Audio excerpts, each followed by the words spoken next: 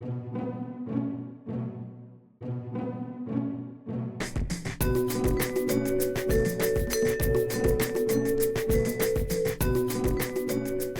Rodrigo Garcia, who, by the way, is the son of the great novelist Gabriel Garcia Marquez, has pulled off something rather remarkable because in his movie Last Days in the Desert, he's taken a portion of the life of the single most compelling person that's ever lived and made it into something colossally dull.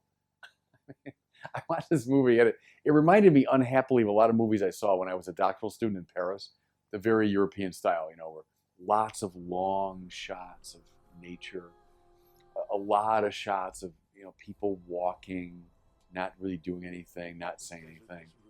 A lot of shots of people looking blankly into the middle distance.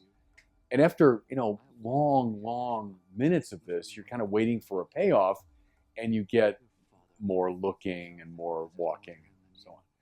So, I mean, from a cinematic standpoint, I found the movie very dull, but there's a deeper reason, though, for why the movie was dull. And it's an option taken by so many filmmakers and artists the last maybe 50 years. It portrays simply the humanity of Jesus. Like, something I find kind of amusing is you look at all the boilerplate for this movie, all the advertising, and it's bold and new and groundbreaking because it dares to tell just the humanity of Jesus. I'm like, oh, brother, every Jesus movie in the past 50 years has done that. There's nothing new or groundbreaking about that. Ewan McGregor plays Jesus in this movie, and I like Ewan McGregor. He's a good actor. He's been in all kinds of different things, and I've always found him, compelling to watch. And he plays Jesus as, a good, decent, honest, sincere fellow who's on a kind of spiritual quest. There's nothing really supernatural, miraculous about him. He seems kind of unsure of himself, trying to find his way. Fine. He's like a lot of people you'd meet at church. Good, decent, honest people on a spiritual quest. But see, here's the question. Why would anyone really care about that? I mean, good guy. But would you ever be tempted to say, oh yeah, here's clearly the person upon whom much of Western civilization is predicated. Here's someone who had this explosive earthquake effect on the whole human race. I mean, you'd never guess it from a movie like this. And that's the problem. That's why theologically it's a boring portrayal. Now, I want to be careful about something.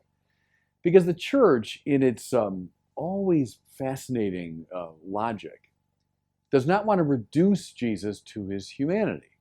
We say Jesus is both human and divine. In fact, fully human, fully divine. The church has stood athwart what it calls monophysitism, which is the reduction of Jesus to his one divine nature, whereby he's God who's kind of wearing a human suit, or God just in the appearance of humanity. The church has always said no to that.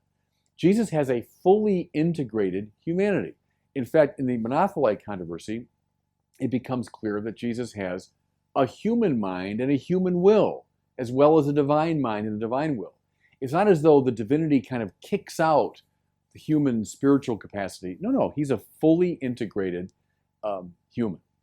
And so it's altogether right to portray Jesus as growing in wisdom and so on in his human consciousness. It's altogether right, as the letter of the Hebrews has it, that Jesus was tempted in every way that we are, without sin, of course, but yet tempted in every way. That Jesus felt the tug of various things. And so in the film, the devil is presented, and I think, fair enough, as a kind of a doppelganger of Jesus. So McGregor plays the devil, who tempts him in a lot of the usual ways. One that was kind of interesting to me was the devil saying, there are a lot of sons of God, a lot of people like you. McGregor says, no, I'm the only one. And I thought that was good, actually. I thought that was an interesting, Christological observation. But my overall point here is it's fine. It's more than fine. It's perfectly orthodox to portray Jesus as truly tempted in every way that we are. Nothing wrong with that. But see, what's missing in these reductive presentations is the poetry of Christianity.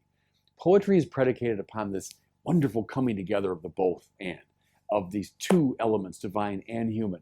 The poetry, the drama of Christianity is found there. What happens when you reduce it on either side? I would say it's only divine, it's only human. What you get is a very prosaic Jesus. And I think this movie you get is a prime example of a prosaic Jesus. appealing to people today? Well, I mean, I guess, maybe.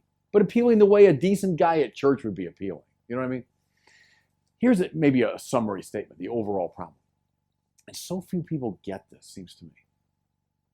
The Bible is not primarily the story of our quest for God. It's the story of God's quest for us. And see, thereupon hangs a tale. Thereupon hangs the decisive difference. See, there are a million stories of our quest for God. And mind you, there is nothing in the world wrong with those stories. I think they're great. From the Epic of Gilgamesh to Star Wars and everything in between. In all the great religions, the great spiritualities, the great philosophies. Wonderful. I'm all in favor of it. I think Joseph Campbell was right in one way, that there's one great myth that's being told over and over again, one great song the human race sings, human spirit aspiring upward to God. Great, great, great. And I really mean that. But then there's the Bible. Then there's the Bible. The Bible tells a different story. It's a story of God's quest for us. Call it the primacy of grace. Our quest for God, that's a cool story. I'll grant you that. It is. It's a cool story. It's nothing compared to the story of God's quest for us. That's a much more dramatic, compelling, interesting story. Who is Jesus? Jesus is both divine and human. Is there an element of the human quest for God? Yeah, sure.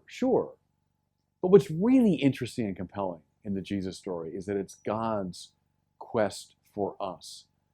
Jesus is, as Paul said, the icon of the invisible God.